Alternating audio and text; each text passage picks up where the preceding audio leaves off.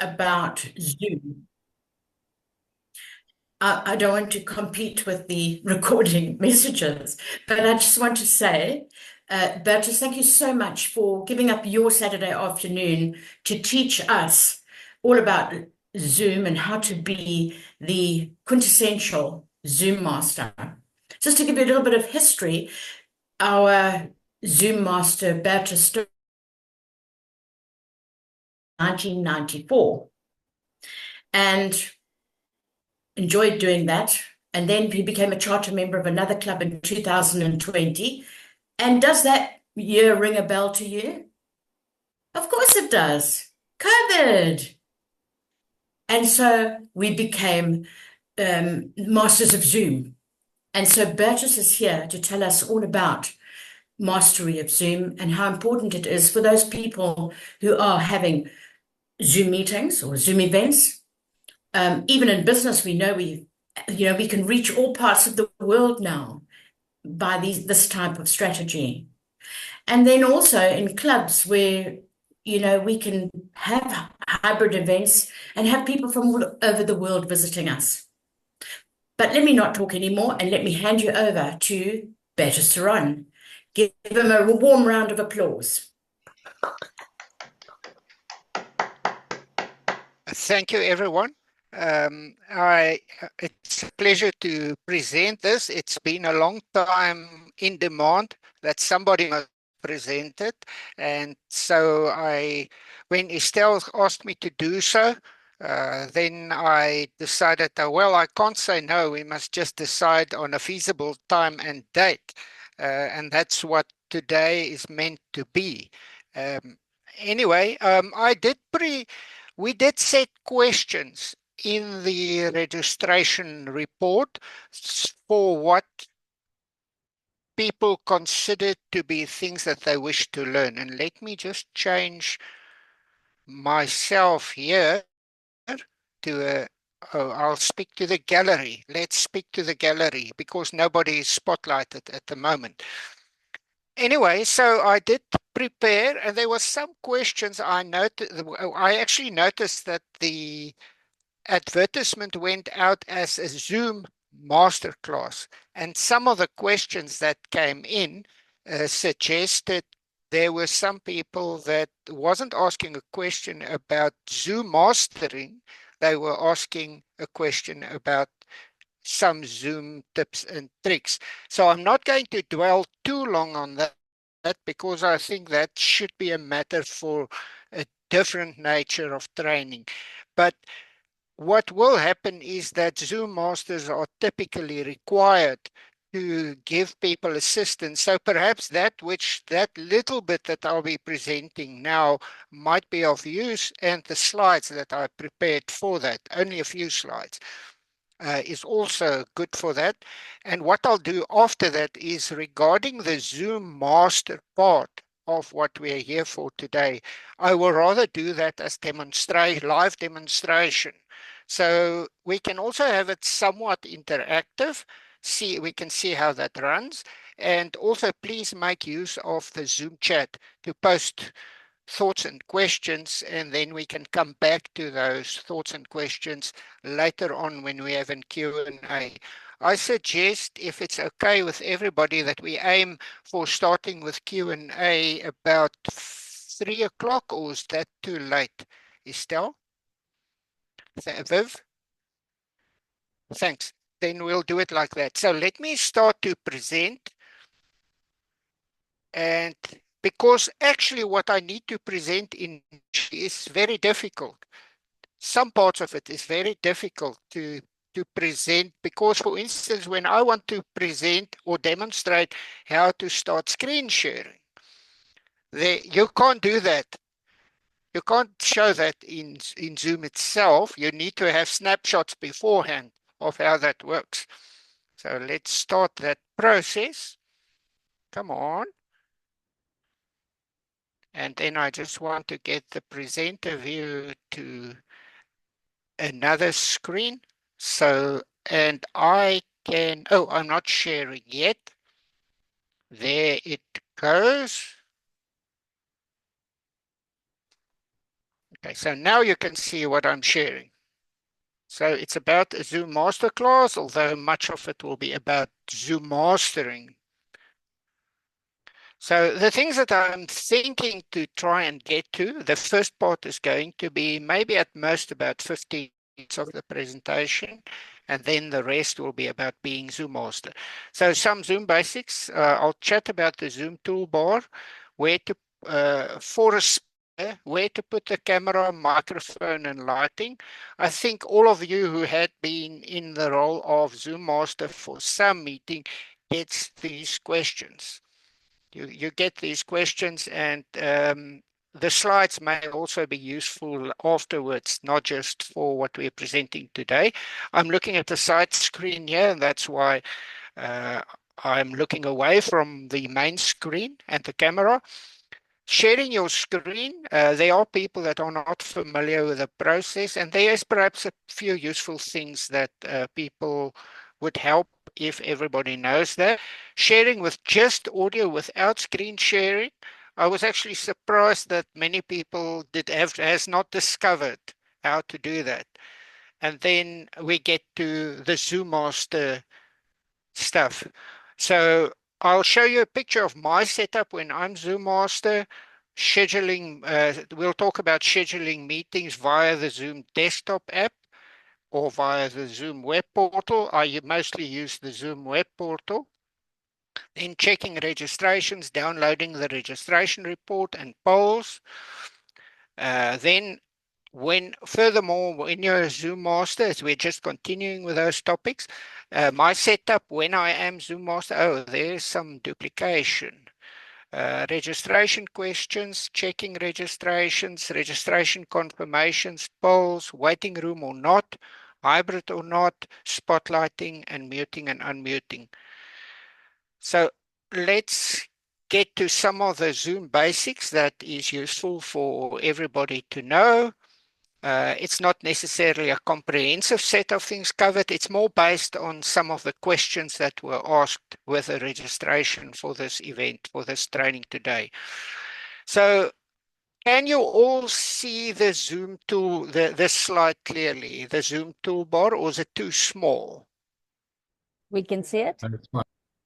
Okay, so I thought it interesting to show what your toolbar looks like when you're neither host nor co-host, when you are the co-host, and when you are the host. There's slight differences. So all three of these has the microphone and the video buttons here. Then when you're not a host or a co-host, you would lack that host tools button. So the co-host has it and the host has it, this host tool button. And then if we go further, normally this breakout rooms button does not show. So the breakout rooms button does not show until it has been opened. In some cases, it might show to the rest of the attendees who are not hosts or co-hosts. So it might show, for instance, if you can choose yourself which room to go to, then that buttons will appear also on the screens of the participants, the other participants.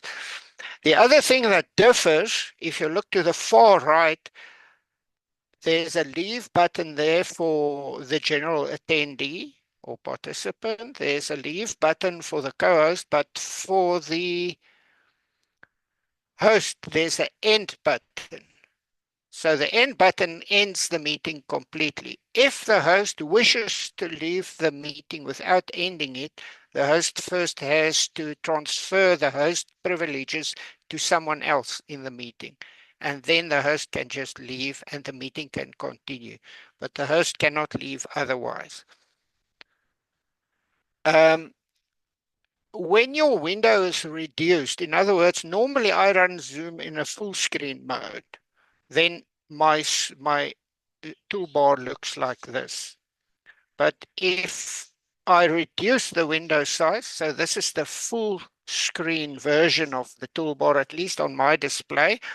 But when I reduce the window size, the toolbar starts collapsing some buttons into the more button. And some people might find that confusing. If they are not alert to looking for the more button, they will think they lack some buttons or never be aware of it at all. On a cell phone, for instance, there's limited real estate on the display.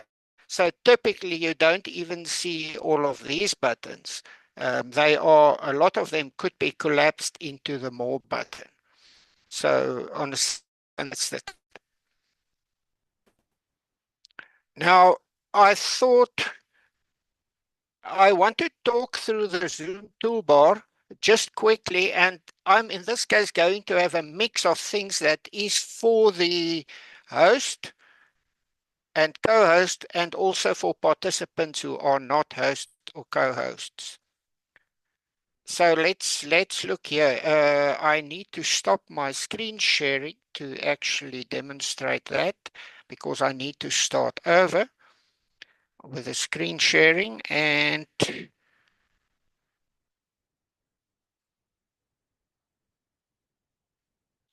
okay, now you can see my Zoom screen, my main screen, right? Oh, I can see myself. If I click here, I can see what you should be seeing. I see a mini window here of what you can see, and then I can collapse it. Actually, depending on the settings of your Zoom, even this whole toolbar that you're seeing, that the floating toolbar, can be collapsed. So let's put it there at the top where it's out of the way. The reason I prefer it to be visible all the time, because when I'm ZoomMaster, I often need to use that. But now I can show the Zoom main screen. But before I do that, I want to just show you, if I go to this audio settings button here, I actually get the Zoom settings here that you can reach via other means as well. If you go under general, you'll see there's a button that says always, or a tick box that says always show meeting controls. Generally mine is, on my side, it's always enabled.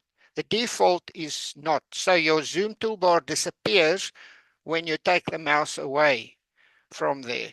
But when you're a ZoomMaster, you need to see that toolbar very normally you need to see it all the time, because that's more convenient than having to just activate it first and then find the button that you're looking for. The other aspect is, if I click here on share screen, you'll see there is a tick box that's also by default not ticked. It says show my Zoom windows to other participants when I am screen sharing. Now that's extremely useful, because the first time I started demonstrating Zoom to a prospective ZoomMaster in a different club, I used a webcam. So I plugged in a webcam into the computer, and I was holding it in front of the computer screen to show him what I'm doing, because you couldn't share your Zoom screen. But once I discovered that setting, I enabled that. I must also say that the reason why that setting exists is, if you're running on only one display, you often will have some Zoom features in front of, for instance, a PowerPoint slideshow that you're busy displaying to the audience. And then you don't want your Zoom windows to show, because it's going to be a nuisance for your presentation. But if you're running on multiple displays, that's generally not a problem, because you can then have your presentation on a separate display and share that display to the audience while you still have your full Zoom open in front of you. Okay, so I just want to come back here. So I've just demonstrated how I can manage to share my Zoom window itself to everybody else in the audience, and a ZoomMaster might often have to do that. So I'm closing that now. Looking at this, then the settings just for microphone and which speaker or headphones or what you're using. And as I said, you can get to the settings via that. As far as the video is concerned, if you look here, I have the camera currently that's just built into the laptop. And there's the OBS virtual camera, which I think it was Harold has been referring to OBS before we started. Now, OBS is Open Broadcast Studio, and actually Estelle here is a bigger expert on OBS than I am, but OBS allows you to, instead of sharing your camera, let, for instance, one of your computer screens be shared. And that can be useful. You can then play it you can play a slideshow via as if you're showing yourself on camera. So where I am now, my virtual background will then becoming from a virtual camera, and it becomes a very powerful tool to manage, to send things through. The benefit also of doing that is you can spotlight the display, you can spotlight the slides instead of having it taking over the whole screen by screen sharing. Estelle did mention earlier that she recently had to explain to somebody how to do a virtual background, how to select a virtual background. Now, it's here on the camera tool, on the video button. So you press it there, and then you go to adjust background and effects. And here you can choose, for instance, we can choose to show the clock as a virtual background for the purpose of, for instance, the timekeeper. Or what I've done in the past, or often done, is to select one of the make a background from one of the posters for an event such as this, and then I hide myself. And what I do to hide myself on my camera is not very sophisticated. It's a sheet of toilet paper, and I just put it in front of the camera, and then it appears like a slide. I have some clips here that I can use to clip it in position. Previously, I've used a scrap of paper together with press stick, but that becomes a bit messy on the laptop. So I think this is more elegant. And then even more elegant is, like Estelle has mentioned before to me, is you can buy shutters that you mount on the top of your laptop that just slides over the camera. And then some laptops, for instance, I've seen my work laptop has a shutter built in. So you just move the shutter in and out to block the camera. The effectiveness of using a virtual background, by the way, depends. Like here, I'm in front of the virtual background. I think I should be changing the virtual background. There's another way. I can do it from here as well. Adjust background and effects. And now I must find, I hope that's the right one. Estelle, yes, it seems to be 0074, that the virtual background that I've used there. There's also a blurred background. I'll skip that for now. So in the interest of time, we can move ahead. Then what could be useful is the participants list. So for the ZoomMaster, the host or co-host, if you hover here on the name, and usually your own name is right at the top. So if there's anybody here that's also not that familiar with Zoom, your own name would be right at the top of the participant list. And there you can just hover on your name, and you can click to spotlight yourself for everyone if you are the host or co-host, and you can edit, you can rename yourself. So if you need to rename yourself, you just click somewhere in there. Usually you don't really want to delete your name. You might need to add something to it, like we do in Club of Training. And then afterwards you click change. I can, as host, or I can change other names as well for other participants. But if you're not host or co-host, you can change only your own name. There is another place where you can change names. If you find yourself there and you click there on the button here where you can find a rename, you can, let me just see now. Adjust background and effects for virtual backgrounds, or you can blur your background also directly from here. Please slow me down if you see I'm going too fast or if the explanation is not clear. Then furthermore, the chat here, you can get the chat button. I see nobody has posted anything today yet. And then here at the bottom of the chat box, there is a format button which allows you to, for instance, use bullets and other formatting like boldface. The reason I see somebody is saying that my background is back to front. So maybe I should just explain that. I'm busy sharing my main screen. Let me stop screen sharing quickly, and then you can see what happens. Let's stop screen sharing. If you see me now, you'll see that my virtual background is not flipped. It's not inverted. Now, the reason for having it inverted, and I'm going to demonstrate that to you, is I'm going back to displaying, sharing a screen.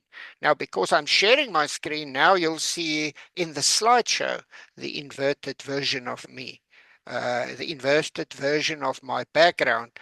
By the way, my face and everything would be inverted. For instance, this is my right-hand side.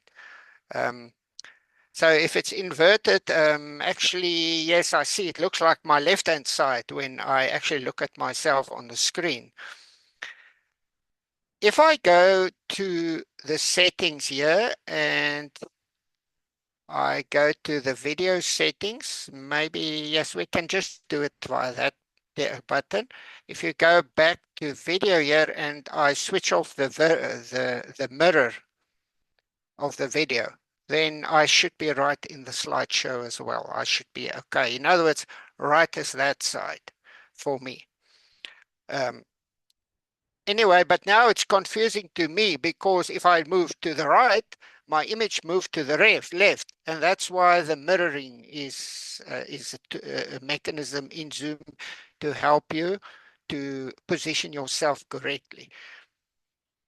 So I'm going to mirror myself again for the sake of positioning myself correctly. I hope it doesn't irritate you too much that I'm back to front. Vivian, should I be changing it back? But anyway, I've commented on why that is the case. Coming back to the chat box, now normally as ZoomMaster, I have both that and that open. So that's somewhere on my screen to the side. I'm using both the participant list and the meeting chat. Let's close the participant list for the presentation now. So you can format your text there. You can put in emoticons, emojis in your text, reaching it from here. You can also use emojis here in response to a message. So I'm going to give Viv that response there, and you can respond to it. Then to attach a file, that button is here now, and you can attach it from your computer or from other places like Dropbox or Microsoft OneDrive or Google Drive. I was confused at the stage, and once when we had a presenter, she also had a problem because the button for attaching a file, you use it here. I'll come to you now, Nelly. I will ask you now. The button used to sit here, and that's now a screenshot button. So you press it, and then it just comes up with a big cross, which you can use to select a portion of your screen. Then we can say capture. But anyway, it automatically goes into the chat. There's actually the capture that I've done. But remember, the file share button is here. Nelly, your hand was up. Did you intend to ask something? I'm continuing. Then as far as the reactions is concerned, I see our time is... Yes. Yes, Nelly? And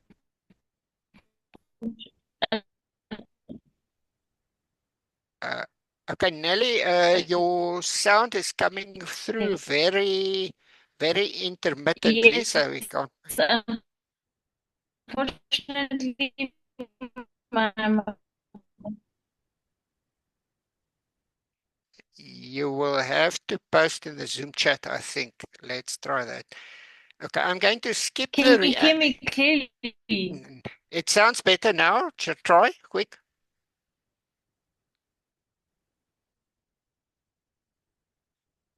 And now Nelly is muted. Anyway, I'm going to continue to the sharing, but now I need to stop share. I'm going to skip the reaction buttons. I see our time is already at 14:26, so we need to be careful about our time. Let me just move on to do something else. So I need to. Is there somebody in the audience that currently wants to know now about positioning of the speaker and which height the camera should be, and about the microphone? The reason I'm asking is, yeah, okay. I think that is Janet to ask. Janet, can we hold that question of yours until later? Estelle, please just remind me about that one. I want to skip on to some ZoomMaster stuff. We'll come back to, okay, the ZoomMaster, I think, sharing your screen. I have slides for that because that's the one thing that is quite difficult to demonstrate, because while you're starting a screen sharing process, you cannot show the screens to your audience. So that is, so I'm starting here with that slide. So we're looking at sharing your screen. So in Zoom, you look on your toolbar at the bottom of your Zoom screen, and there you click on share, and this is the window that pops up. Now, in my case, the laptop's main screen is represented by this. It's the entire screen. I have two other screens connected to the laptop currently. So this is the other two shown. And the one that I'm happen to be sharing happens to be screen 3. But by default, Zoom has selected screen 1. And then there's other where it just has application windows. It can, for instance, share PowerPoint, or there's several other things open on the computer at the moment. I then proceed and I click on screen 3. That's what I did just before I started the screen sharing of the slideshow I'm showing to you now. And then I clicked share. And then you saw what I'm sharing. I also want to show you now, if you want to have in your slideshow have sound, or if you want to share a video, you need to click the share sound button if you want people to hear the sound that you are sharing from your slideshow. Or maybe sound that you play from a different source, whichever media player you're using. You can share sound play sound from there, and as long as that box is ticked, it will be audible. Then you can also say optimize for video sharing, and that is better if you are busy sharing a video. The reason for that is for the difference. The packets of data that goes over the internet is dealt with differently if it's meant to be a video or just a slideshow. So the video sound comes across better if you say optimize for video sharing if you're going to be sharing a video. Okay. Once you've pressed share, then your display will basically what you saw earlier with this this floating toolbar in front. Now, if you could have set your computer to or Zoom to collapse that button. So you see only a much smaller version that contains this stop share and that, and maybe a bit more around here. But generally, when I'm ZoomMaster, I prefer to be able to see all of that so I can quickly use that. Then if you want to know what your audience sees, you just click at the bottom of that floating toolbar on the green arrow there, and then this pops out, and this is what I then see that my audience is busy seeing. So that's extremely useful to assure yourself as presenter that you are really presenting what you intend to present. And then when you want to stop sharing, you just need to click on that stop share button. Then the screen sharing stops. I just need to check something there. Yes, there's a different way in which you can check your own screen sharing, but I'm not going to be demonstrating that now. I'm continuing. I think the big question is several people who are quite clued up with screen sharing, the normal screen sharing, and they know how to share audio, but they do not realize how to share audio only. So let's look at that process. So coming back to the toolbar, the Zoom toolbar at the bottom of your Zoom application, you click share again. And then this is again the same screen I've showed a bit earlier. Sorry, that whole one there. It's the same one. It says screen one here, but if you look carefully, you'll see there's a buttons tab there. There's a screen tab there, a buttons, a documents tab, and an advanced tab. So if you then click on that advanced tab, this is what you end up with. Note, you can still see the screens tab, the documents tab, but we are now on the advanced tab. If you then pick computer audio here, only your audio will be shared. It doesn't go along with any display or screen that is shared simultaneously.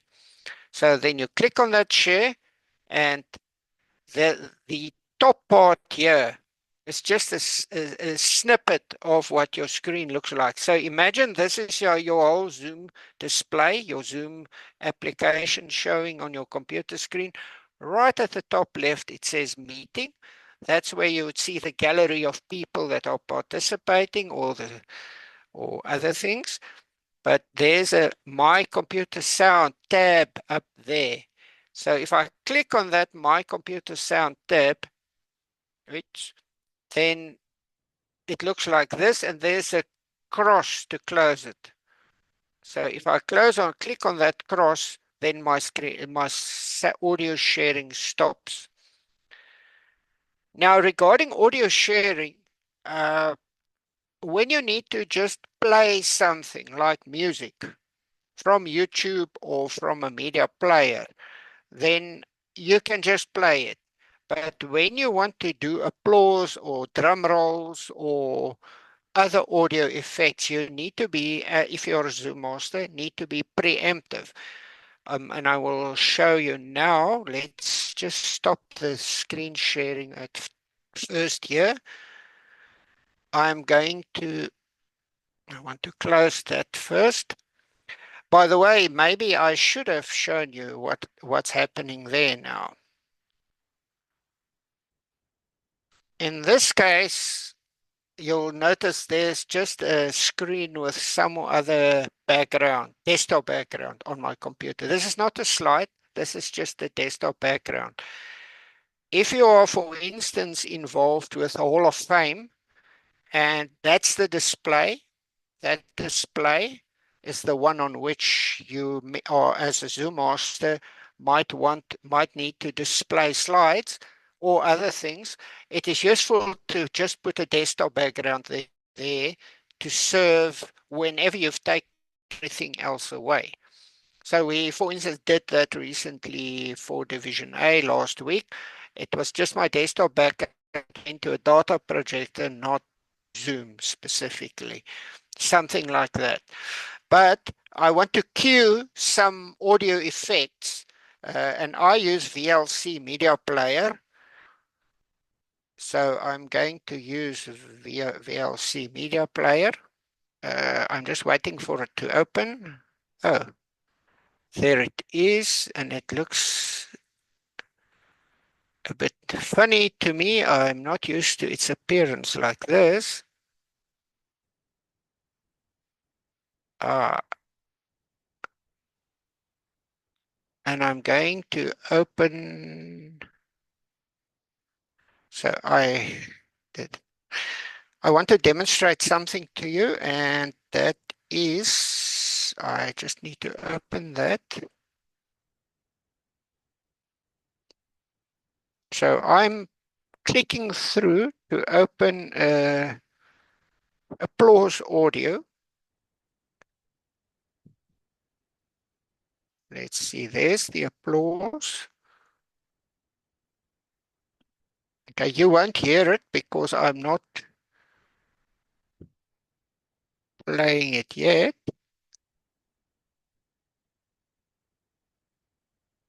Okay, now it is playing on my side.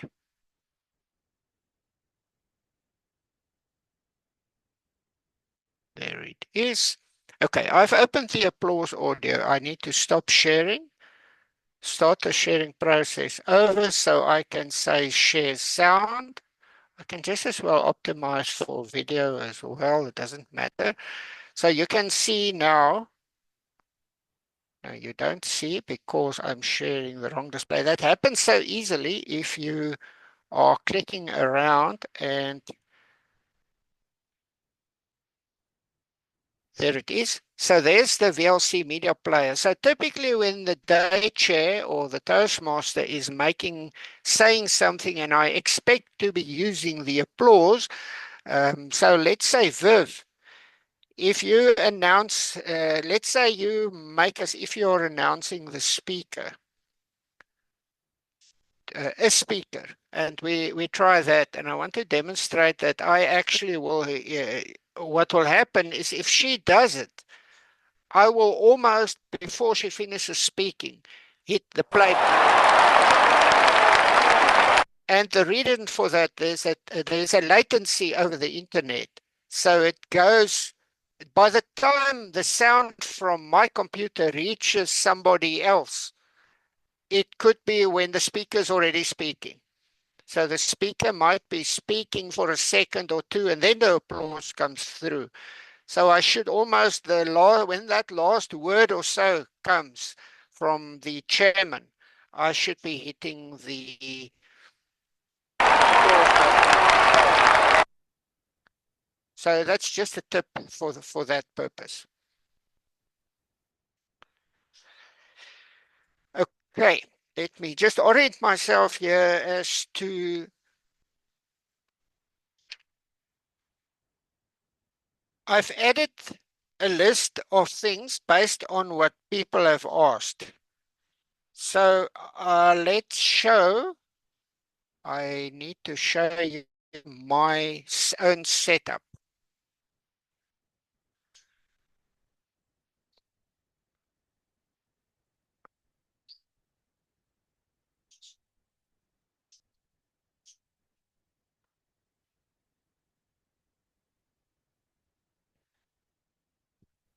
So the actual setup that I'm using at the moment, and this is as I sit here, this is actually my laptop, not my own.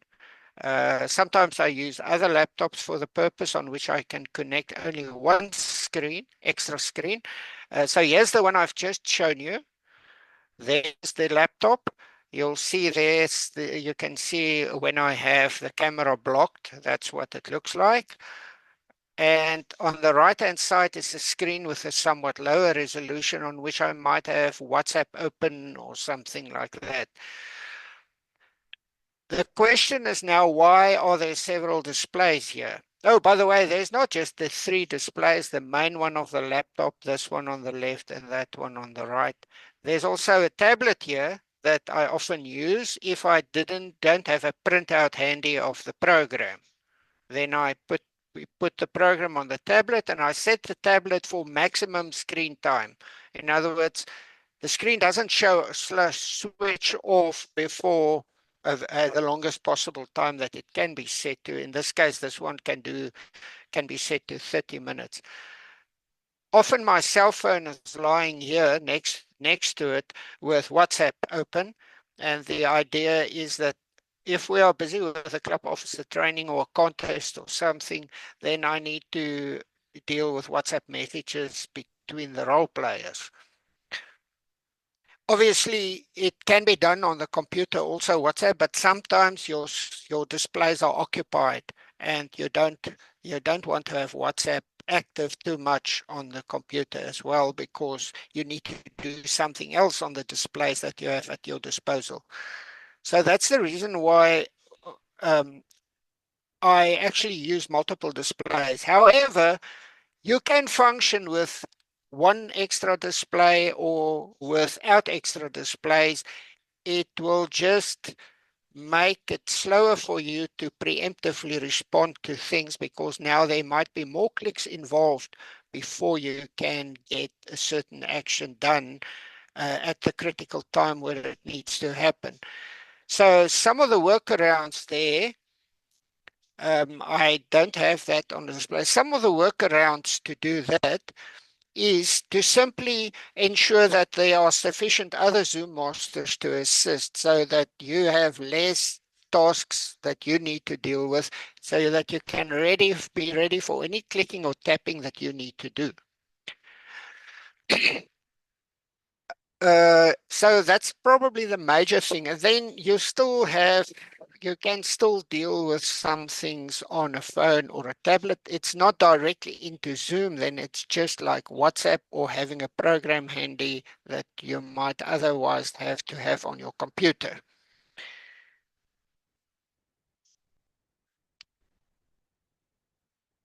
Okay, then we had a question for dealing with what I think the web portal or scheduling meetings. So I want to show you something. I'm opening my own Zoom app, but I think you need to see when I open that Zoom app, my own main screen again here. So I'm going to open the Zoom here. Now Zoom went away. Not the Zoom settings. I want to get to the Zoom settings. There's the Zoom settings.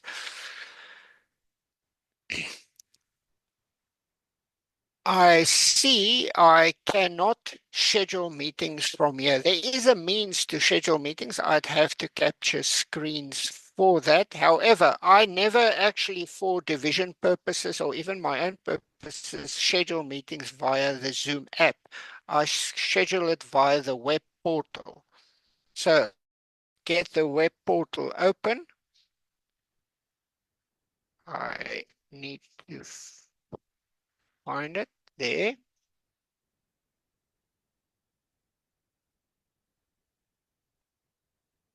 And I need to stop. And I'm going to share that to we're going to screen 3. Now this might be a bit small. This is the district Zoom's web portal. So if you go in there, it's district 74. I think I'm going to try. Can you read the text there? For instance,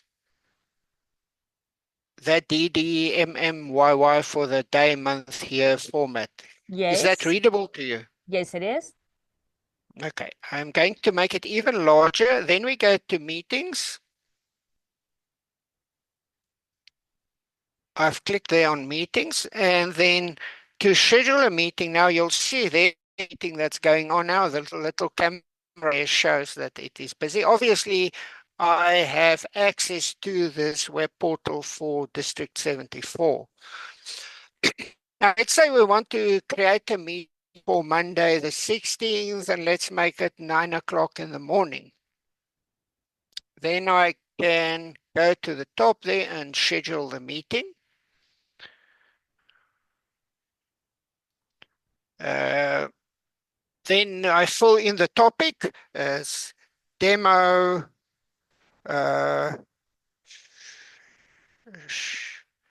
scheduling, or let's say we call it Club XYZ event. Typically what I do nowadays, I fill it in there also. Add a description, but you can, for instance, put a phone number or of whoever should be contacted about this meeting, in addition to other information here. Then I select the date, say Monday the 16th, and I want it at 9 o'clock. 9 o'clock, and let's say we make it 2 hours. Should this be a recurring meeting? Very often, many of the meetings that I would schedule, if it's for a club or something that's expected to be recurring, I'll tick the recurring box. And the reason for that is you can continue reusing the same registration link or joining link for such a meeting, if it's set like that. Typically, it's, let's say, we say weekly for a club meeting, and it is every second week. And this is on a Monday. And I'm going to say stop it after, let's make it 2 occurrences. Sometimes I even make it just one, because you can schedule one again for any day, and it doesn't need to be in the pattern. Typically, we don't fill in those, but you can, but I think it's only, yes, you can fill it in other words, putting people. Then we say registration required.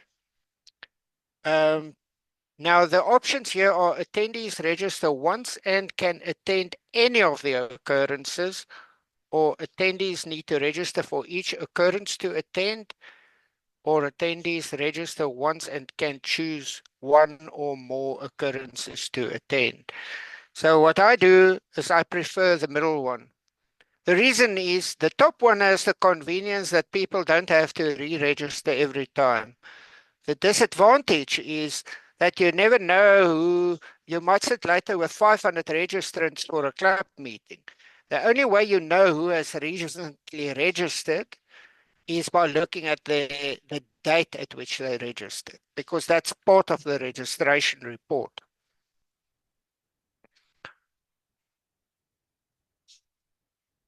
But you also don't know whether people who have registered long ago still intends to come. So you need to, it's better to set this so people are required to register each time. Then you go, and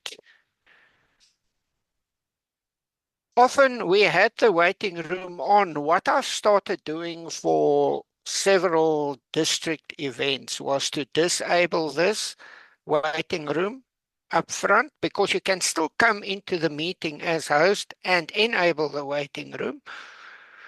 But you can then say, if you look under the options here, allow participants to join anytime. That means whenever anybody tries to open the meeting, to attend the meeting, it opens automatically.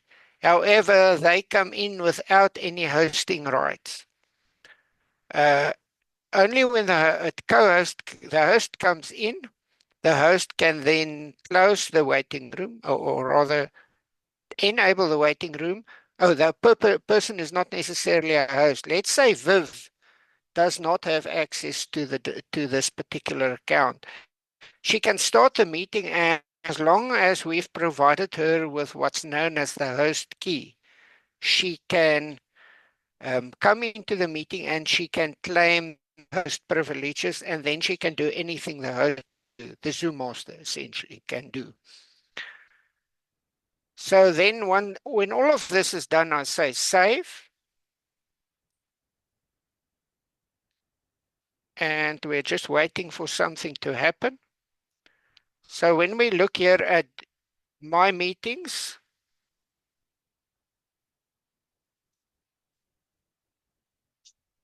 you'll see there's Club XYZ event on the 16th, and then there would be another one on the 16th plus 14th is the 30th, 14 days. There's Club XYZ event, and you'll see they have the same meeting ID if you did actually. So it's 83523073544, and we go back. It says meeting ID 83523073544, and this is occurrence 1 of 2, and the next one will be occurrence 2 of 2. Now, accessing the registration report, I want to actually just quickly show to you here. I click here, I'm going to it's not the registration report, but if I click here on this one currently, that we are actually in this meeting, you can see that if I go, there's a tab. If you go to the meeting, it first goes to the details tab, and then the registration tab. If you click through, and there you can see there's 52 registrants. We currently have 24 online. So of the 52, 24 people are here. If you say view, then you can see the list of registrants. Okay, let's go back. Let's just see. I'm closing that. So I can say view there. And then you can see the registrants here. What can happen is, let's say one of these registrants, Anu, might have lost her email.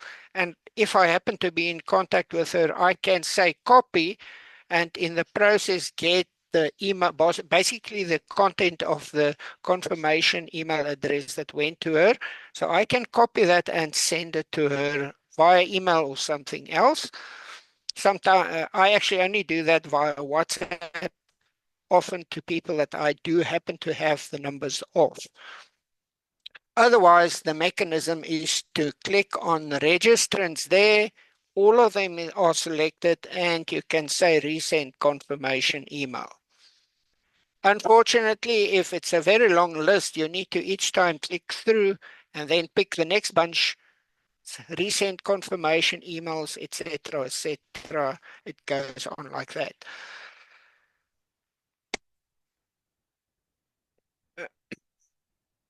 Okay, I think I should step. So it's checking on the registrations. There's more things. Okay, as far as the questions is concerned, also on this registration tab, I can come to view here. Sorry, I've clicked on the wrong button there. I see it's not showing me the. Oh, there's the registration options. There's a few options. We can skip that until we reach the questions. So there's some registration options here, but the questions are here. So what you can see is if I click on that questions, last name is ticked, and they say first name and email address is already required, so you don't need for that. But then often we ask for phone number, either by just ticking it here or explicitly setting a question, because I like to set a separate question instead of using the ticked one, so I can explicitly ask for the dialing code for the country. And then there's a few more questions that are given here. So I'm not sure whether I can add a question now while the meeting is already running. I can say, add a question, and then I'm just going to write there another question.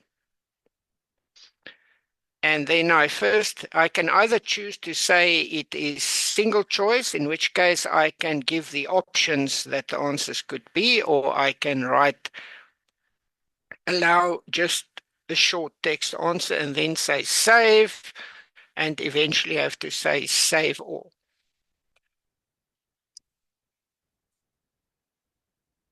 Okay, I'm checking now what else we can discuss. So checking the registrations, we've done so. However, if you scroll here on the left-hand side, you find the reports button, the menu option, if we can call it that. When you click on that, you get to meeting.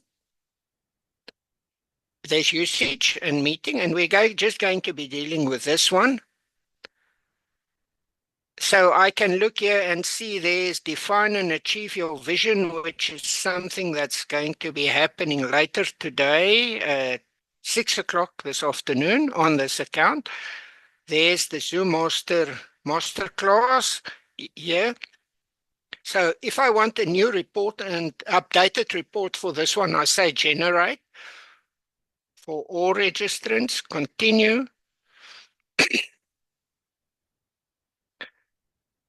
Then it should be showing here, but what often happens, by the way, it has jumped on from meeting report to report queue, and I see the report that I tried to generate is not showing here.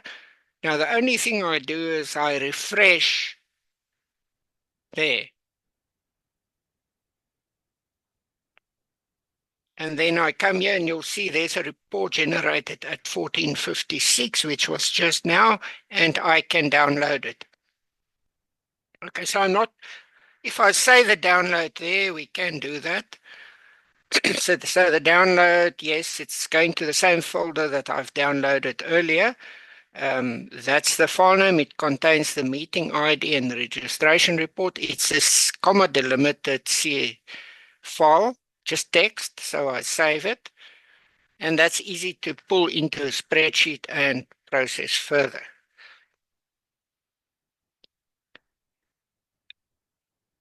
Then regarding making hosts and co-hosts, let's just see. That's the next step. So I need to come back to Zoom here.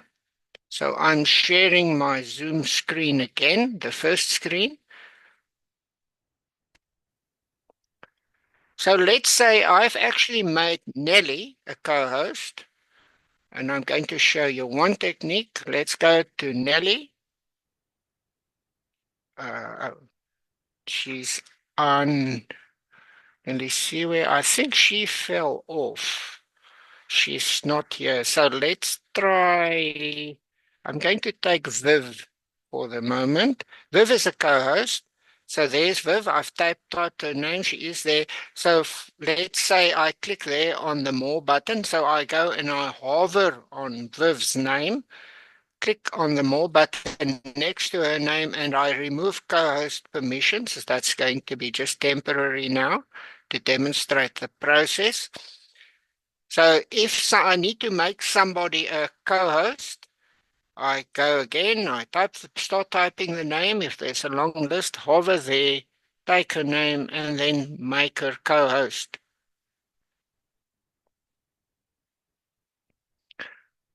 I can also make her host. So I can make Viv the host. Let me see what's going to happen. I'm going to try that. I make her host, which means I end up not being a host or anything. I'm just a normal participant of this meeting. However, since I've started this meeting as from the district account, the district Zoom, I can go and I should be able to reclaim host, except that I think Estelle joined after me, so maybe Estelle is the one that can reclaim host and not me. So Viv will have to make me a co-host or a host again to ensure that I am that. So Viv, are you able to make me a co-host at least?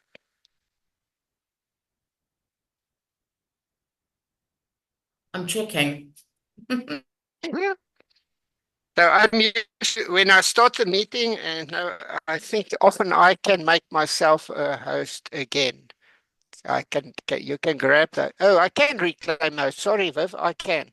So I can reclaim host there, and then I just have to ensure if Viv needs to be a co-host, I need to make her co-host, because after which she ends up not being any host or co-host. I hope that was just a quick demo of that part. Somebody asked a question about polls. I think I should quickly try and deal with that. Now, the only way I know how to do polls is you need to log into the web portal. So let's go back and we look at that meeting that we have created. So I go there to Club XYZ event, click on it, and there's a polls and quizzes button there. But this means you need to be able to log into the particular Zoom account to be able to do it. So then I go to polls and quizzes, and now I can say create. And okay, I'm not going to write more. Single choice, choice 1, and choice 2. We add another choice, choice 3, and then I say save. Sorry, Bertus, you are not screen sharing? Oh, I am sorry. I am on the wrong screen. Let's stop it. Yeah, I continue talking as if I was sharing the correct screen. Let's do that.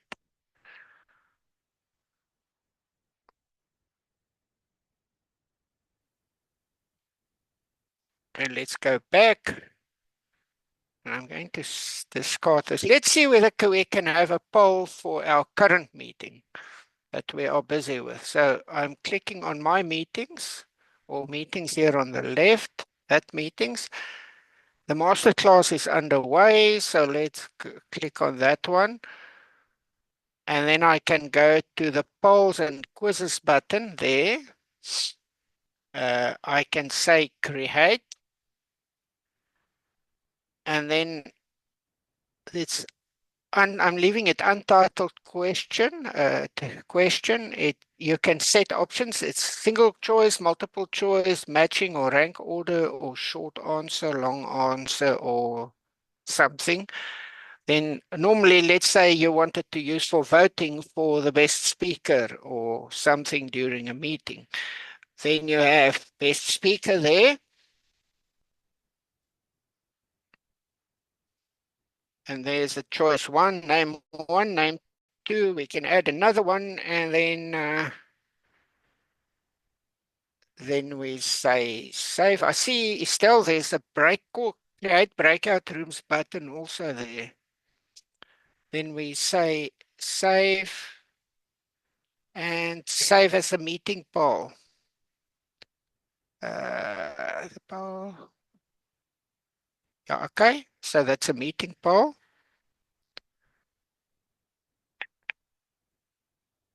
Okay, so we've saved it now, that untitled poll, and I wonder if I take my Zoom to that screen. It's perhaps more elegant than stopping and starting screen sharing all the time. If you look at the polls and quizzes button there, if I click on that, this is what opens and I can launch the poll. So do you all see that popping up? Except I think the co-hosts won't see it. The hosts and co-hosts can't fill in the poll. Only other participants can. So then the host or whoever has opened it leaves it for a while until it tells you there's a progressive count. So how many people? It's now 28 seconds and 36% of 19 has participated.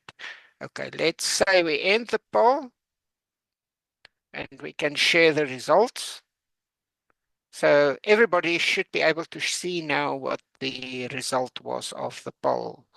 So 75% selected choice 1 and 13% each selected choice 2 and choice 3. By the way, virtually everything that I'm showing you here would obviously be available in some Zoom support material. So it's possible to do it there. So we've looked at polls. About the waiting room, I think it's good that at this stage we look at the host tools. I think we're already a bit further on time than I intended to be. We need to go over to Q&A, but let's quickly discuss the host tools here. That will only be visible if you are the ZoomMaster. So you can lock the meeting. So typically share screen, you don't, by the way, you don't need to be a co-host to be able to share your screen unless we've disabled that. Then only the co-host and the host will be able to share screen. So for many Toastmasters meetings, we just leave that one enabled. So anybody can share a screen without even asking to do so. But keep in mind, if you get what we had in Zoom at some stage, unfortunately, I didn't seriously experience that is Zoom bombers, then you need to clamp down on all these settings. Make it so tight and lock the meeting, enable the waiting room, and even hide profile pictures. You switch off chat, you switch off renaming of people, because what will happen is Zoom bomber will come in and rename to somebody else in the meeting. So you'll see Pete Pompies and Pete Pompies, or Joe Soap and Joe Soap, and you won't know who's the real Joe Soap and who not. So it's then better to disable that.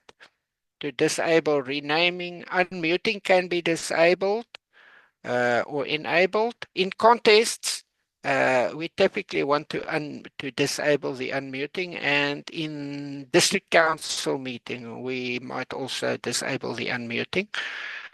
Starting a video, if people are actually displaying nasty stuff on their virtual backgrounds or so on, you will need to stop them from sharing video.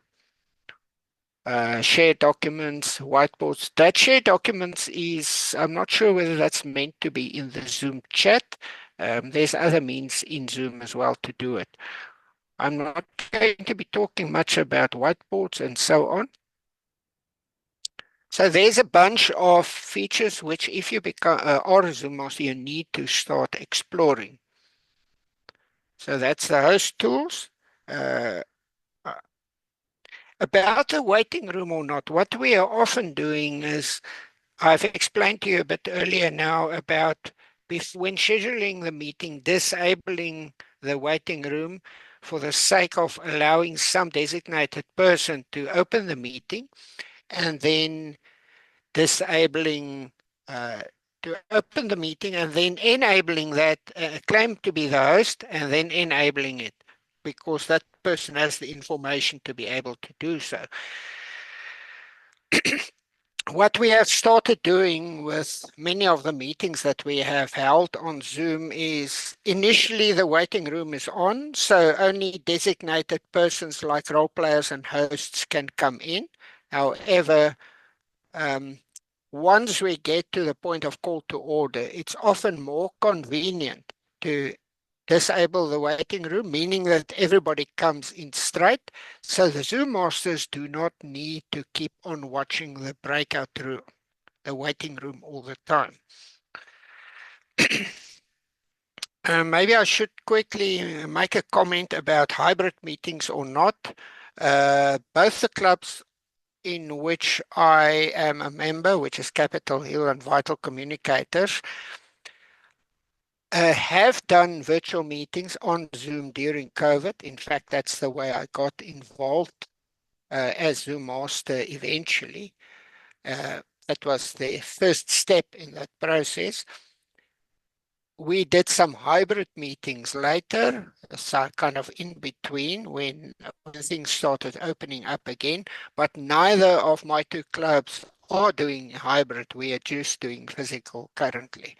And some of the reasons that we experienced is we struggle a bit with audio in one of the two clubs' venues. Uh, in other words, there's too many echoes inside the room, sound bouncing off the walls, and that makes sound extremely bad on the technology that we are using for the video, and that is the just a simple webcam. If you have more sophisticated microphones or something, it's more expensive microphones, but might be about 2 to 6,000 rand or something like that. I think it's more 4 to 6 or 12,000 rand. Then you can probably still do it in a way that's okay. Then, okay, so let me check. We still need to deal with breakout rooms, spotlighting, and muting. Viv, may I ask for your comment? Should I go ahead and explain those? I think we need to do a poll. No, not really. How does everybody feel? Obviously, if we've still got Q&A time, it's what would be, I see Okay. Nikki's put her hand up. Estelle's, yeah, I'm good. Let's good to go. Let's go. Okay. The spotlighting and muting won't take that much time to explain. The breakout rooms might take slightly longer, but let's do it as fast as possible. So I'm going to share my main screen again. I've actually brought it back to screen number 1. Otherwise, I keep on looking to the side to explain things. Whereas if it's on the same screen that I need to be looking at in any case, at least it works out better. So as far as spotlighting is concerned, when you are the host, one of the ways in which you can spotlight is using the participants list. So I've clicked here on participant list, and that opens the participant list. Now, currently, we do not have a very long list of attendees, say 22, but you might be in meetings that has, like, say, hundreds of attendees. And that's where the search box at the top comes in handy. So I can type Rebecca and then Rebecca's name or other names that contain the few letters that show. I mean, if I type just R or RE, let's see who shows. There's a few that has an RE in their names or surnames that show up then. So I see Rebecca, and if Rebecca needs to be a speaker, I might have to, I can't actually spotlight her without her video being on. I see E.T., Ilios Theophilus, his video is on. So let's try him. I see Estelle has done that also. So Ilios, let's see, if I take you and I spotlight you, then Yes. that's your virtual background that we're seeing. So that's good. It's okay. So that's what happened. I do. And then I Yes, can. hello. Hello. I'm just spotlighting you to experiment with the spotlighting. Typically, if I was the day chair or the speaker at that time, I would already be spotlighted. So let me take you off again, Ilios. Remove the spotlight. Okay. So this was the situation. Okay. I was spotlighted and I was speaking, and now we need to bring on, I'm going to bring on a face, Estelle's face. So we say add spotlight. Note there's an add spotlight and to replace spotlight. So I say add spotlight. So that is it. If there are more people that I wish to, Ilios is still, I can add spotlight to him also, up to 9 people that we can bring onto the screen. So typically when we're having a panel discussion, we might have the interviewer and the person who leads or is the facilitator of the discussion, then, and we bring all the panelists onto the screen simultaneously. So we added, or at the end of the meeting, when we play music and everybody dances, we just have a bit of fun and we add spotlight to everybody that is dancing. So we can have up to 9 on the screen. That is a way to have a bit of fun. And that's the right time to take snapshots. Then, and that was a question I see, we'll come back to that later. Then as far as muting, oh, and by the way, remember what I said. Let's say I wanted to spotlight Viv. I cannot spotlight her if her video is not on. I see it. Did she switch on her video in the last millisecond or so? I think she did. Let's try Davi. We say, Davi asked to start video. And Davi, oh, he's even done that before I clicked, I think. Anyway, I can now add spotlight, so all of us on the screen. And by the way, there is a pinning feature as well. If I pick a name there, hover there, and click on the More button, there's a pin. But pin will apply only to what I see, not what the audience sees. So the audience sees what's spotlighted, not what is pinned. And sometimes there is a clash between pinning and spotlighting. Spotlighting, I think, will supersede. If you have something pinned on your side, maybe we can confirm it. Viv, are you able to pin someone? Anyone? You can pin even somebody that's not. Yes, I can see the pins, by the way. Can you pin, let's say, Nikki? She doesn't need to have her video on. Hold on a second. I get confused because your border's on there. So, yeah. Sorry for that. Yeah, no. Okay, I've got Nikki now. Okay, let me see if I. So you could pin her. You could pin her. Does that replace the spotlighting on your side? No, I can't seem to do that. Maybe it's because there's a spotlight. So the spotlighting is preventing you from pinning anyone. Anyway, from a ZoomMaster perspective, we work with the spotlighting, not with pinning.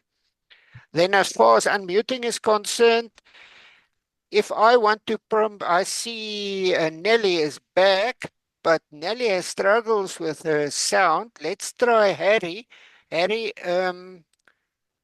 don't unmute, but I can go there and say ask to unmute, and then he gets a message on his screen to unmute. Maybe I should just try this. I think there's a button down here where I can say ask all to unmute. So everyone would see a request to unmute.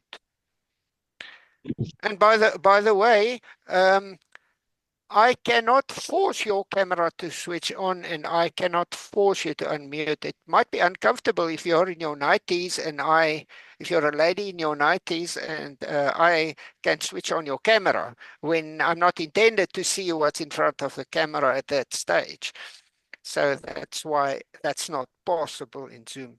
There is a feature in Zoom where you can preemptively ask people to unmute so that you can actually unmute them and not wait for them to unmute. But I've never used that. So that's the unmuting. And then I think let's move on quickly to the breakout rooms. So you can see the breakout rooms button there. So I click on that. Then I say create. Typically, I create a few more breakout rooms than necessary. So if I need 7 breakout rooms for club officer training, I make 10 breakout rooms. We cannot use assign automatically. We use assign manually. There is an option to let participants choose a room, which for some kinds of breakout rooms might be useful. But anyway, I can then create the rooms and then I can rename them. So that is, say, a room for president's training. And let's say Viv is the trainer. That might be what I I do. And so we go on and we rename them. And then I can go and I can assign participants to the president's room. So typically in a club officer training, we know we have prefixes in front of people's names already. So I know who's going to be presidents. And then I go to assign of the next room. And only the names will show that has not been assigned yet. So I can then go on. And so we can assign everybody to rooms. There's meeting options that's important to look at, or breakout room options that's important to look at. And that is click here. Now, usually for many of the meetings, we don't allow participants to choose a room because then we don't want them to really move around at will for a club officer training or for a contest where there's breakout rooms necessary. Allow participants to return to the main session at any time. Typically, that's useful except for table topics contest and for, what's the other one? For evaluation contest. There you don't want a participant to just come back at his free will. Because he might accidentally come back when the previous contestant is still speaking. Then automatically move all assigned participants into breakout rooms. Yes, that must be enabled as well. And the reason is if people are not very clued up with getting into breakout rooms, it is a heck of a big pain during a club officer training or so on to try and sort out people who don't know how to get into the breakout rooms. There's enough other trouble with breakout rooms to have that as an additional problem yet. And then automatically move all selected participants in breakout room to main session. That is afterwards. In other words, once you ask them to, when you ask a participant to come back, it must happen automatically. So it's like snatching him out of the breakout room, which can be confusing sometimes. I've had to snatch out a trainer from there to do something. And I think the trainer was rather surprised. Then typically we don't let breakout rooms close automatically after a given time. You must just manage the time. The thing is, once you've set that timer, I don't think you can change it. And then countdown after closing a breakout room. If it's club officer training, I often set the countdown to 120 seconds, which means once I press the close button, it still takes 2 minutes before the rooms close. There's a countdown given. However, there are situations in which we make it the shortest possible time, like 10 seconds, and you can evidently completely disable it. And then just before we come to the questions and answers, so you, by the way, you say open all rooms then. And then it will open and people will go to the respective rooms. Let's just close that. I want to still just show it on the web portal, and then I think we've covered virtually everything that I intended to cover. I need to have, you will actually see a bit of unnecessary things on the screen, but I think I'll do that. We go back to XYZ meeting.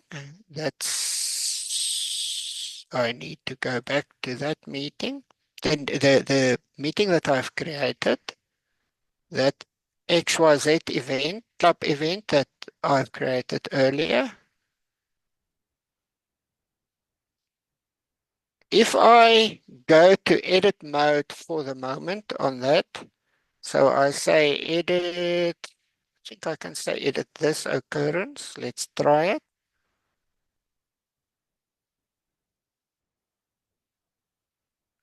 Under this extra options at the bottom, I think I don't see, yeah, I can't do it that way. I edit and edit all occurrences.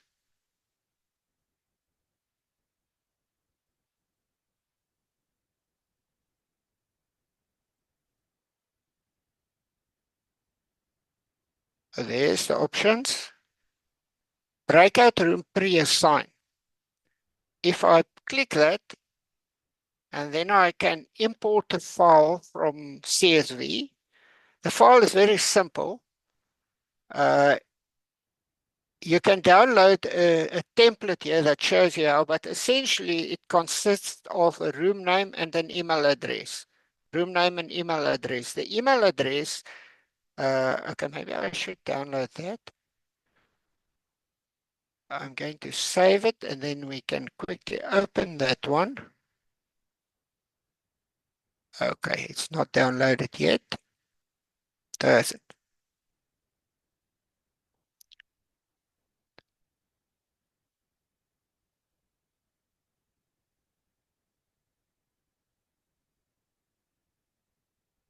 I'll be with you now and showing that one, and I need to increase let's close all of this dialogue here.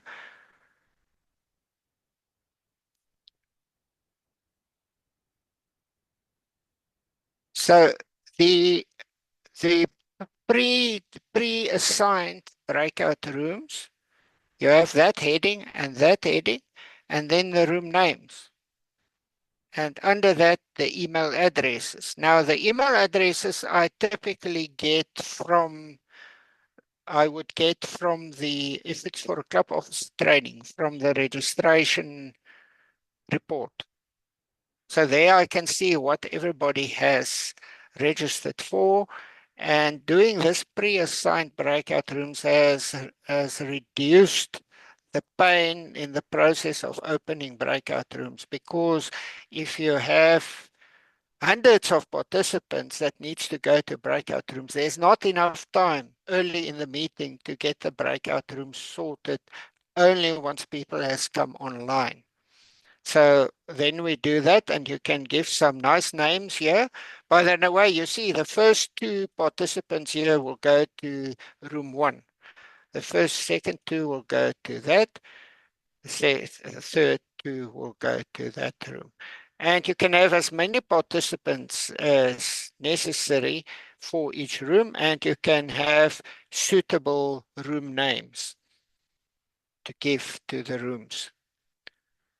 There is one more thing there. So what you eventually do is you browse to the CSV file that you have created for the room assignments, or you drag and drop it onto this. I'm going to cancel here. You can also edit it directly by saying create rooms, and then I say, let's say again, presidents, room 1, and it's Viv is the trainer. Oh, that's in the email box. So, the room name you edit there at the top. Presidents and Viv. And then I say participants, and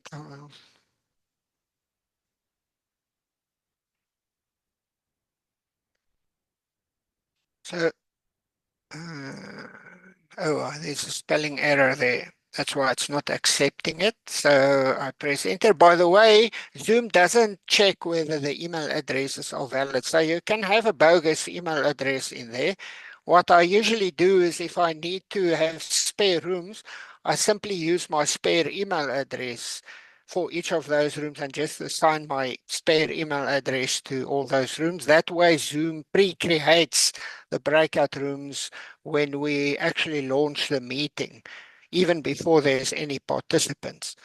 And the moment the participants come online, that breakout room assignments show up for the participants who has come online. Madam Daychair, that's what I wanted to cover. That was what people were looking for. I'm not sure whether I've missed anything. I don't think so. Well, I think it's been incredibly comprehensive. And I believe that you've given us lots of meat there, and hopefully you have answered everyone's questions. So it's 15:30, and are there any quick questions that people would like to because there is a Q&A time. And I just want to thank you very much, Bertus, for all of that, because you've gone to a lot of trouble with all that screen sharing, and I hope that this fulfills one of your assignments on your path, because there is one on the different levels, right? Manage an online meeting, I believe one of them. I think Annalise's got a question for us. I think she wanted to ask one earlier. Hopefully her audio is good now. Bertus, do you want to do the question and answer time? Yeah, no, I'm okay with the time. Over to you then. Hello? Hi. You can hear me? Hi, we can. Okay, thank you.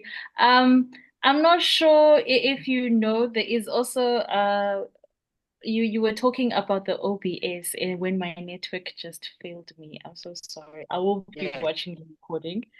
But when you were talking about OBS, one of my club coaches also showed me a similar thing that Zoom does that is similar to OBS when you go to the sharing screen. But I don't have sharing rights. Did you show that part? I did not. The thing is, OBS in itself, you need to grow familiarity with. I suppose the tool inside Zoom that you're referring to, the same thing applies.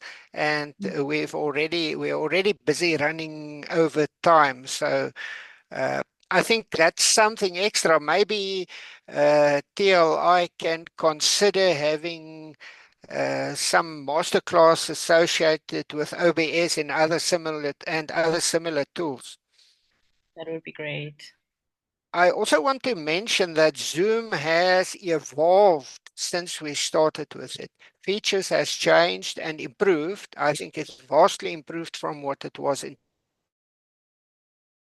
And you keep on noticing there's new features or changes in features that improves it in a way that you don't always realize until a while later that you start exploring or discovering, oh, here's something that works like this. There's many things I haven't explored yet. I see Davi's hand is up. Yeah, thank you. My question is, I've got two quick questions. The one is, can you use more than one camera from one lab? Because we do hybrid meetings and that becomes important to us. And the second question is when you do a PowerPoint presentation, the question was asked to me, how do you get your face to remain when you slide through a PowerPoint presentation? I know there's a quick way to do it, but without it, it's your face is in that on that slide. You maybe say on the right bottom side, but Okay, not totally on the slide. okay, Yeah. regarding that, OBS, Davi, OBS you can do it with OBS to Yeah. actually tell OBS you want, for instance, the display on which your slideshow is showing and superimposing your webcam onto that in whichever location of the slide you want that to happen. Mm. So OBS has the feature. I've quickly tested it. I have not used it seriously, and there may be more people, this other that Nelly was mentioning, the feature that I think is available somewhere in Zoom that could also do that. Suffice to say, I think that you must thoroughly test it and be familiar with that before really tackling it inside a meeting also. I see Nelly's, Annalise said Zoom has action, so maybe I need to just play around with. Yeah. And she can post, maybe if she has information or a link, can post that in the Zoom chat, or she must send afterwards and then I can pass it on to everyone. yeah, Okay, can I just say OBS, can we get information just on the internet that there would be sufficient in? Okay, thank you. You've answered my Okay, question. sorry, Davi. Your second question I did not answer, and now in explaining that, I dropped it from my mind. The one was, can you use more than one camera? And I know Oh. that's both and the other one was on the positioning of yourself inside the PowerPoint presentation. I think Zoom can feed only one camera, whether it's a virtual camera or a real camera, it can feed only one feed through.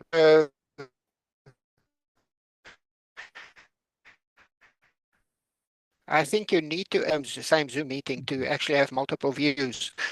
For hybrid meetings, I think actually there should be three cameras. A camera on the lectern from close up on the speaker, a camera from the front of the room, and a camera from the rear of the room, or something that can pan around. But that also means you often need the different people to run or look after the different computers or devices. And if you don't have that resources handy, then that becomes a challenge. Yeah, that's what we're doing because we've got members in the DRC, the Congo, and then we've got members in Cape Town, members in KZN, and members in Johannesburg. They online and in person, so it becomes interesting. Yes. Thank you, Dory. I see Harry's hand is up, and someone else will see the second one.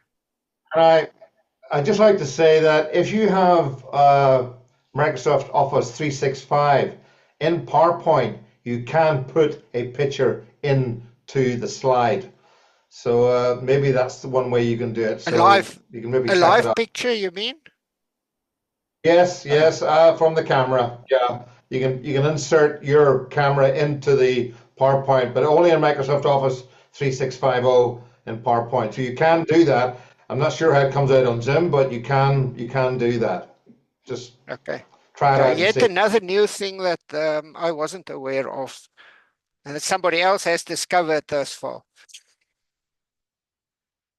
I see. Can I ask? I see Nikki. Okay. Nelly's hand is down. Nelly, if you want to raise it again, you're welcome.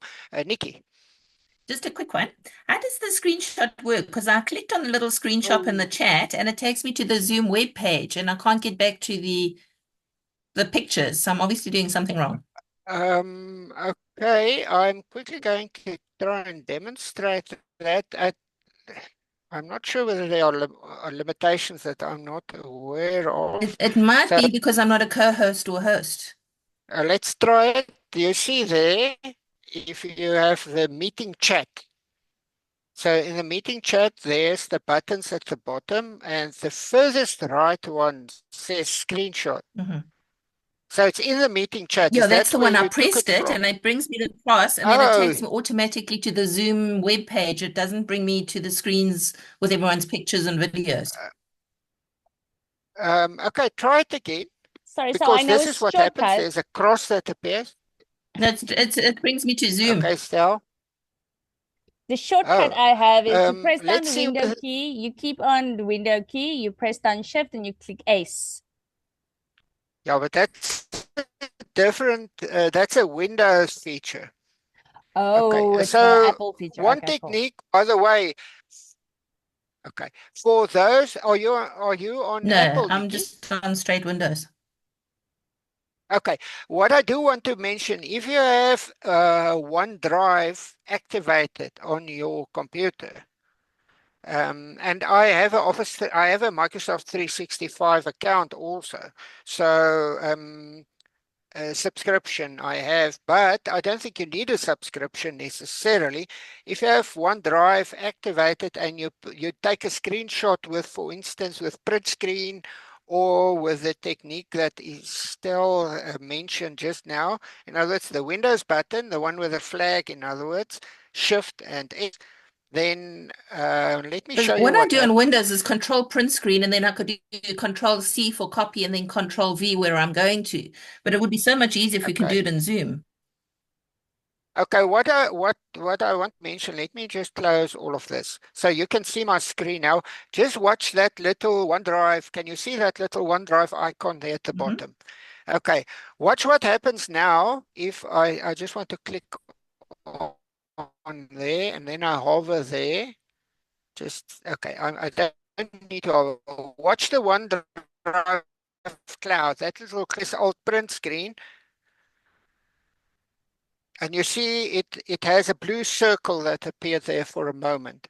What happens, it actually takes the screenshot and uploads it immediately into OneDrive. That means I can take multiple shots in a second, in a few seconds.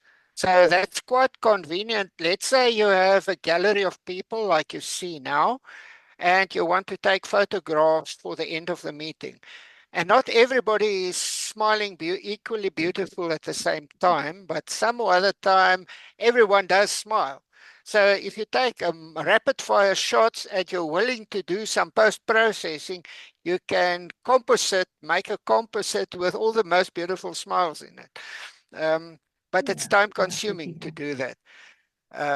The other technique that Estelle is referring to, if you cover that little screenshot thing as the host, does that work for you? I'm just wondering if maybe it's if you host or co-host, maybe otherwise it's not allowed. Okay, let's try. I'm making you co-host. Okay. Try that. Let's see whether I disabled the chat. No, I didn't. No. I'll let it settle in. Now, when I press screenshot, it still takes me to the post attendee Zoom page. And then if I click on Zoom below, at the bottom of the little window, it does nothing. It just laughs at me. Okay. Yeah, I don't know. You'll have to experiment until you've resolved. I'll do that, but I'll tell you when I work it out. Okay. Did we cover Viv? Did we cover all the questions? Does anybody know? I don't see any more hands up. And I do think it's 15:42. So I think it is time to say farewell. But we have something very special for you. And I just, because really, we're just so grateful for this time that you've taken and the effort you've gone into it. Really, Division D, thanks you very much for this. We really, from the bottom of our heart, you can't see my heart, but from the bottom of my heart, I'd like to say thank you for really making. I see that Annalise has got a hand up. Annalise, maybe we need to chat on the TLI group or message Estelle, and we can, the recording, there we are. People are asking for recordings and email addresses. So, but let's not waste any more time. Estelle, this is what we want to give you. This is a certificate of appreciation from us to you, Bertus, for all of your time. Really, we so appreciate it. And thank you that it's available. TLI making it available to everybody across the district. We really, really appreciate that. Thanks. And thank you to my other ZoomMaster there, Estelle. Thank you for thank you for helping us always get empowered, because that's what we're doing with these masterclasses. And to all of you attendees, thank you so much. I hope you've gleaned lots of information and are going to go back full of vim and vigor to be the best Zoom master ever, or to help empower Zoom masters that need help. And with that, I be the sergeant at arms and say this meeting is over. You can press leave to Bertus. And we'll be gone. And I think we should be in contact with everybody who attended to here who wishes to be helping with ZoomMaster events, because we're running somewhat tight often. I neglected to say that in advance. The thing is, I have a fairly long list of possibilities, but many are typically not available. Perhaps you'll be in touch with Estelle, and we can look through the divisions, and I'm sure that we're going to come up with people who will gain confidence and be able to do the things that you're doing and have done. Does that answer? Okay. Okay. Over to you, everyone. Have a wonderful weekend. Until the next masterclass, have a wonderful weekend. Bye-bye now. Bye, everyone. And I'm always Thank you. always joking and say some people that are good Zoom masters like Estelle he has become a VIP, so I don't want to burden her with playing the Zoom master role. She's already burdened enough as TLI chair. No, it's not a burden. It's the most fun role in I think all of Toastmasters being GLI. This is the most fun that I've been having since I've joined. Okay, wonderful. Can I ask a question, Bertus and Estelle? Don't you want to give us your email address? Of course, you're welcome to. You could put it in the chat so that we can harass you. Is that the word to ask when we ask you many questions on being a Zoom master? No, I'm only joking about the harassment. You're more than welcome. That you know what I mean. Thank you very much. As the chair, do you mind if I go? Because I have to go and resume babysitting duty. Absolutely, Vivian. Thank you so much for giving us your time, even though your granddaughter is visiting you. I cannot thank the TLI problem. Guys, you should know this TLI chief. These guys are the wings beneath, the wind beneath everyone's wings. Thank you so much, Vivian. Duty calls. Bye-bye now. Enjoy. Bye. Thank you. Bye. Bye. Davy, bye, are you still here? No, I think he dropped out. I'm still here, yeah, Davy, it's maybe better to even if you send me email to just prompt me via WhatsApp, because I'm more likely to see WhatsApp. Getting hold of you. Can you give me a telephone number then for WhatsApp? I've posted it with the email address. Oh, I thought everybody by this time has that. This is WhatsApp. Oh, okay. No, great stuff. Yeah. Good. Bertus, I must say, I'm not. I would love to help you on this, but I first need to learn a bit more before I can remotely consider helping you. I don't know enough, but I know on the different social medias, on YouTube and those kind of things, you probably find enough little clips that can teach as well. I think.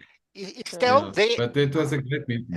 Sorry, yeah, we got thrown into the deep end. I want to mention that I think it was MayCon or OctoCode, or there was an October conference in 2020, or it was MayCon in 2021. So they scrapped a bunch of us together. It was Pranav and myself, and I'm not sure who else was still in there. And they scrapped us together to help with COD, and Pranav got the breakout rooms there was breakout rooms involved in one of the sessions that that conference. And he accidentally set a closing time for the room. So they have just started like 10 minutes or something, and then it closed down and he had to recreate. So we were thrown into the deep end. Estelle, I neglected one thing I realize now. Somebody asked the question how to stream